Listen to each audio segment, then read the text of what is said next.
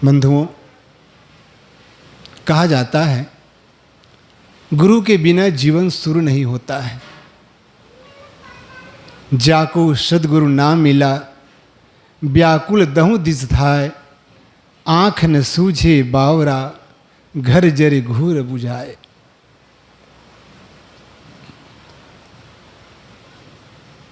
ज्ञान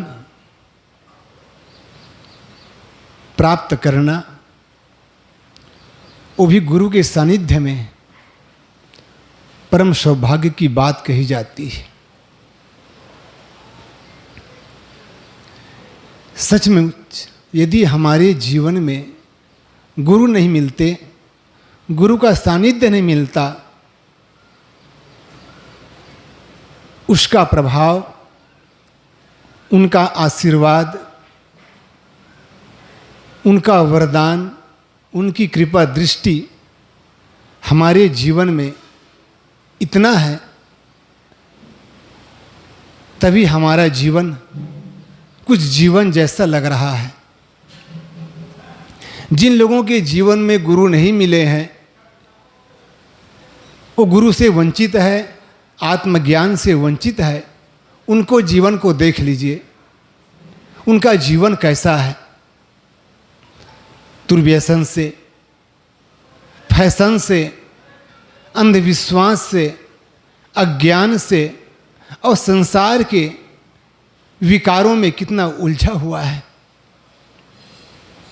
प्रायः लोग जब इस आश्रम में आते हैं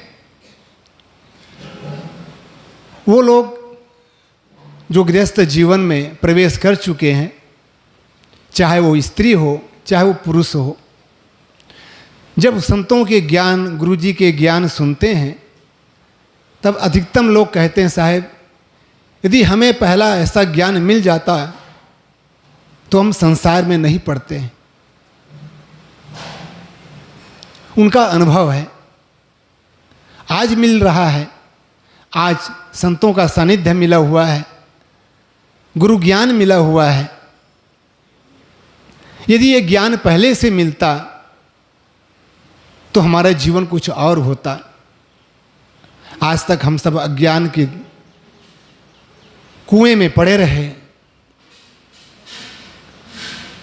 ऐसा उनका अनुभव है। हम सबका भी अनुभव है, जब से ज्ञान मिला, जब से संतों का सानिध्य मिला, अब का जीवन देखिए और पहले का जीवन कैसे था। यह जो जिनको ज्ञान नहीं मिला है, जिनको संतों का सानिध्य नहीं मिला हुआ है, उनका जीवन कैसे जीवन जी रहे हैं, वो सबका अनुभव है। जिसके घर में दीपक जल रहा है और जिसके घर अंधेरा से भरा हुआ है, क्या दोनों की जीवन में अंतर नहीं लगता है? एक सहज उदाहरण है, हमारे घर में प्रकाश है, बिजली जल रही है, दूसरे के घर में बिजली नहीं है, उसको जीवन जीने में कैसा लग रहा है? अंधेरा अंधेरा महसूस हो रहा है, कोई वस्तु दिखाई नहीं पड़ रही है। और जिसके घर में प्रकाश है, जिसके घर में दीपक जल रहा है, बिजली जल रही है, वो कितना सुंदर जीवन जी रहे हैं। बिजली है तो पंखे भी चला रहे हैं, गर्मी है कूलर भी चला रहे हैं, एसी भी चला रहे हैं, और प्रकाश से अपना जीवन गुजर कर रहे हैं। कितना उसको आनंद का अनुभव हो रहा है। और जो अंधेरा में बैठा हुआ है, उसका जीवन कैसे लग रहा है? ठीक उसी प्रकार से एक सहज उदाहरण है, हमारा परम सौभाग्य है, संतों का सानिध्य मिला, गुरुजनों का उनके शरण चरण मिले।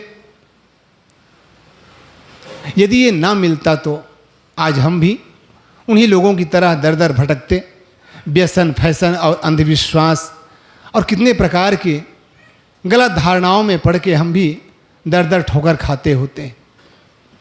इसलिए मानव जीवन सद्गुरु मिलन, मोक्षम इच्छा होए, दुर्लभ तीनों परम है, पाए सुयोग न खोए। संतों का ये आशीर्वाद हम पर बना हुआ है। बस अपना ही आशीर्वाद या अपनी कृपा अपने पर बनाए रखें। वो क्या है? संतों का सानिध्य न छूटे और सदग्रंथ न छूटे। गुरुदेव जी कहा करते थे, अच्छे संतों का सानिध्य और अच्छे ग्रंथों का पठन पाठन ये नहीं छूटना चाहिए। यदि जो इन अच्छे संतों का सानिध्य छोड़ दिया और अच्छे ग्रंथों का पठन पाठन छोड़ दिया, समझो वो संसार में भटक रहा है। इसलिए संतों के विचार बहुत देर से सुन रहे हैं और भी सुनना है, इसलिए मैं आप सब से यही गुजारिश करता हूँ। आप सब भी काफ़ी वर्षों से इस आश्रम में आ रहे हैं और संतों के सानिध्य पा करके ज्ञान प्राप्त कर रहे हैं। ऐसी ज्ञान, ऐसी भक्ति, ऐसी आस्था प्रेम यदि बनाए रखेंगे तो सचमुच में हम सबका जीवन ऐसा ज्ञानमय, ज्योतिर्मय और शांतिमय बना रहेगा। इसी के अभाव से आज आदमी पढ़े लिखे होकर के भी भटक रहा है। क्या हुआ, वो इंग्लिश मीडियम में पढ़ रहा है, हिंदी मीडियम में पढ़ रहा है, या कोई भी मीडियम लेकर के पढ़ रहा है, चाहे उसके पास धन बढ़ जाए, ज्ञान बढ़ जाए, बुद्धि बढ़ जाए, पद बढ़ जाए, लेकिन आत्मज्ञान बिना नर भटकी, क्या मथुरा क्या काशी, ये गुरुवर कबीर का ऐलान है। इसलिए आदमी धन से बड़ा नहीं होता है, पद से बड़ा नहीं होता है, बड़ा परिवार से बड़ा नहीं होता है, बल्कि बड़ा होता है, सुखी होता है आत्मज्ञान से, संतों के सानिध्य में जाने से और जा कर के अपने विचार को बदलने से। इसलिए जो भक्ति आज तक आप सबके अंदर में बनी हुई है, जो आस्था प्रेम बना हुआ है, वही आस्था प्रेम का दीपक जलाते रहें और इस आस्था को लेकर के सत्संग में आते रहें।